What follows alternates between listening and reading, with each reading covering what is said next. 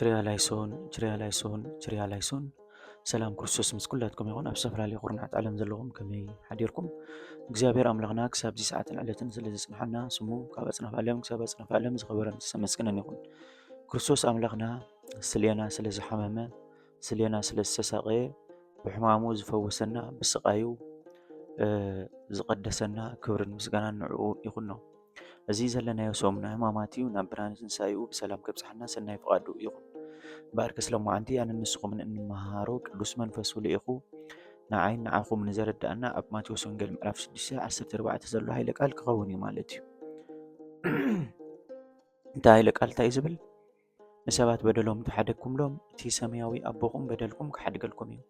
ንሰባት በደሎም እንተዘይሓደግኩምሎም ግና እቲ ሰማያዊ ኣቦኹም በደልኩም ኣይክሓድገልኩምን እዩ ዝብል እዩ ማለት እዩ። ብዙሕ ግዜ ዘይነስተውዕሎ ክንከውን ንኽእል ኢና። እዛ ጥቕሲ እዚኣ ኣብ ዘዘውትር ወይ ከዓ ናይ ኩሉ ግዜ ጸሎትና ኣብ ኣቡነ ዘበሰማያት ንጽልያ ኢና ማለት እዩ። ቤተ ክርስቲያን መጽሓፍ ቅዱሳዊ ስለ ዝኾነት ቤተ ክርስቲያን ናይ ክርስቶስ ትምህርቲ ስለ ትምህር ንደቃ ኩሉ ግዜ ወላ እኳ ብግእዝ ክኸውን ይኽእል ብዙሕ ግዜ ዝድገም ዘይክንፈልጦ ንኽእል ኢና። ብትግርኛ እውን ንጽልዮ ኢና ማለት እዩ። ከምቲ ንሰባት በደሎም ዝሓደግ ኩሎም ወጎይታ በደለይ ሕደገለይ ኢልና ኢና ንጽሊ ማለት እዩ ኩሉ ግዜ። ስለዚ ኩሉ ግዜ ንሰብ በደል ከይሓደግካ ቂም ሒዝካ ትጽሊ ተደኣ ሃሊኻ መሊስካ ነቲ ቂም ዝሓዝካዮ ነቲ ኣምላኽ ዘይፈትዎ ሓጢኣት ትውስኸሉ ኣለኻ ማለት እዩ። እንታይ ማለት እዩ? ትሕሱ ወይ ንሕሱ ኣለና ማለት እዩ። ምክንያቱ በደል ናይ ሰባት ከይሓደግና ቂም ሒዝና ፍቕሪ ከይተረዳእና ፍቕሪ ዘይብልና ንጽሊ ንሰግድ ንምጽውት ቅዱስ ቁርባን ንቕበል ዝተፈላለዩ ዓይነት መስዋዕቲ ንቐርብ ተደኣ ሃሊና ኣብ ኢየሱስ ክርስቶስ ኣብ ቅድሚ ኣምላኽ ተቐባልነት ከም ዘይብሉ ማለት እዩ። ምክንያቱ ኢየሱስ ክርስቶስ ኣቐዲመ እንታይ ኢለኩም ቀሊል እዩ ከም ዝበልኩኹም እዚ ወንጌል ማለት እዩ ወይ ከዓ ሓፂር እዩ ከም ዝበልኩኹም ኢየሱስ ክርስቶስ ዝምሃረና ማቴዎስ 11:28 ኣርዑተይ ልዙብ ጾረይ ፎኪስ ኢሉ ማለት እዩ። ቀሊል ወይ ከዓ ፎኪስ እዩ ማለት እዩ። ወንጌል ወይ ከዓ መጽሓፍ ቅዱስ ንኽትፍጽሞ ብዙሕ ነገራት ብዙሕ ትእዛዛት ብዙሕ መስዋዕቲ ጠቒስካ ብዙሕ ክመስል ይኽእል እዩ ማለት እዩ። ግን ኩሎም እንታይ ዝጥቕለል ኣብ ፍቕሪ ማለት እዩ። እምነት፣ ተስፋ፣ ፍቕሪ ኣለዎ ካብ ሰለስቲኦም ተዓቢ ግን ፍቕሪ እያ ኢሉ ቅዱስ ጳውሎስ ማለት እዩ። ስለዚ ፍቕሪ ዘይብልካ ቂም ሒዝካ በደል ናይ ደቂ ሰባት ከይሓደግካ ናብ ኣምላኽ ተቕርቦ መስዋዕቲ ኩሉ ተቐባልነት ከም ዘይብሉ ምክንያቱ መስዋዕቲ ስለ እግዚኣብሔር መንፈስ የዋህ ወልበ ትሑተ ኢሉ ኣሎ ቅዱስ ዳዊት ማለት እዩ። መስዋዕቲ ናይ እግዚኣብሔር ተቐዳማይ ብቐዳምነት ዝስራዕ እንታይ እዩ? ፍቕሪ ምስ ዝህልወካ ትሕትና ምስ ዝህልወካ ትሑት ልቢ ለዋህነት ወይ ከዓ የዋህ እንተደኣ ኮንካ እዚ ኣብ ቅድሚ ኣምላኽ ተቐባልነት ኣለዎ ማለት እዩ። ኣይኮነን ግን ሕጂ ንኣብነት ኣብ ዘለናዮ ጾመ ሕማማት ብዙሕ ስግደት ኣሎ፣ ብዙሕ ጸሎት ኣሎ፣ ብዙሕ ምምጽዋት ክኸውን ይኽእል ዝተፈላለዩ ዓይነት ሰናይ ነገራት ተባሂሉ ዝጥቀስ ኣሎ ማለት እዩ። እዚ ኩሉ ግበር ወላ 1000 ግዜ ስገድ ፍቕሪ ከይሓስካ ንሰባት በደሎም ከይሓደግካ ቂም ሒዝካ ትገብሮ ተደኣ ሃሊኻ ተቐባልነት የብሉን ማለት እዩ።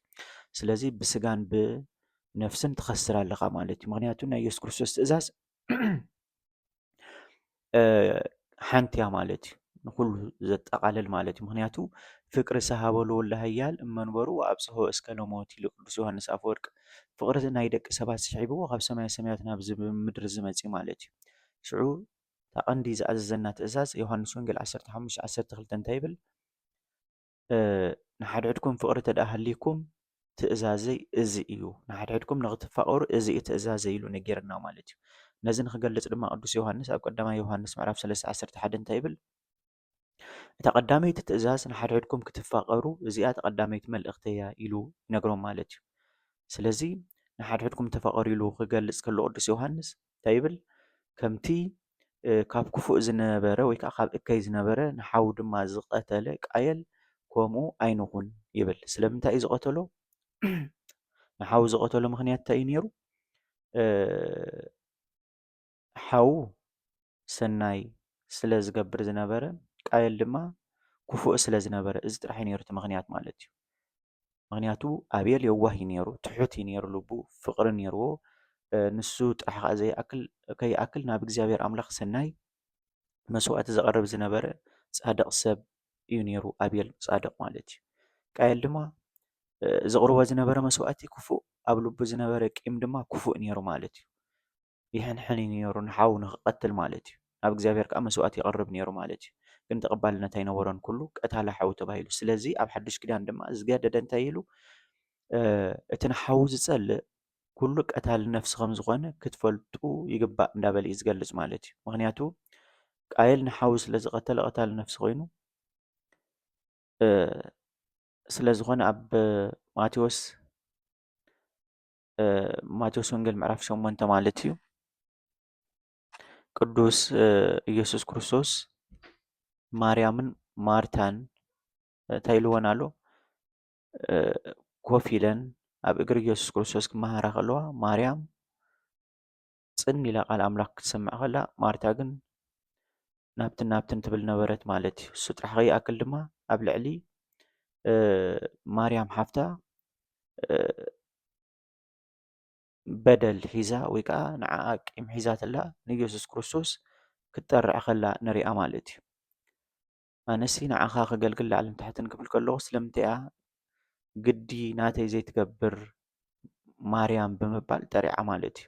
እንተኾነ ግን ማርያም ቂም ኣይነበራ ሕማቕ ሓሳብ ኣይነበራ ጽን ኢላ ቃል ኣምላኽ እያ ትሰምዕ ነይራ ማለት እዩ። ስለዚ ኢየሱስ ክርስቶስ ዝወደሳ ንመን እዩ ነይሩ? ንማርታ ድዩ ንማርያም እንተደኣ ተባሂሉ ንማርያም ማለት እዩ። ስለምንታይ ማርያምሲ ካብኣ ዘይውሰድ ሰናይ ግደ ሓርያ ኣላ ኢልዋ ማለት እዩ። ምክንያቱ እቲ ዘድሊ ሓደ ነገር እዩ ማለት እዩ። እቲ ዘድሊ ሓደ ነገር ንሱ ድማ ካብኣ ዘይውሰድ ሰናይ ነገር ካብ ኢየሱስ ክርስቶስ ቃሉ ሰሚዓ ብቃሉ ንክትጸንዕ ጽን ኢላ ክትሰምዕ ከላ ኣብ ውሽጣ ሕማቕ ነገር ዘይነበራ እያ ነይራ ማርያም ማለት እዩ። ማርታ ግን ብኣንጻሩ ትፅዕር እያ ነይራ ላዕልን ታሕትን እያ ትብል ነይራ ንኢየሱስ ክርስቶስ ክተገልግል። እንተኾነ ግን ኣብ ልዕሊ ሓፍታ ሕማቕ ሓሳብ ነይርዋ ሕማቕ ኣረኣእያ ነይርዋ ማለት እዩ።